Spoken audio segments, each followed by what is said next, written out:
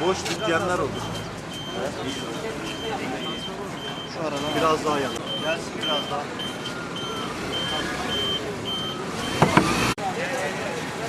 Çevik merdivene kadar kapat, merdivene kadar kapat. Al onu al. Tamam, ne var mı? Var mı abi? Getir, ben alırım. Kanal sokağında alışverişte ben kameraları aldım. Al bakalım. Beklet onu, beklet.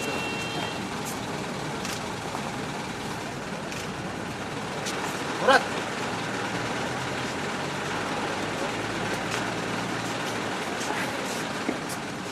Var mı? Aldı mı? Gelsin gelsin. Tamam, dur öyle. Gel abi. Gel abi.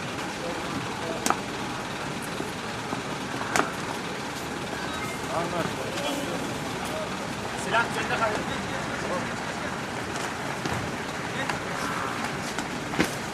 Çantayı verdim. Çantayı. Önce kesin bir bilgi ver.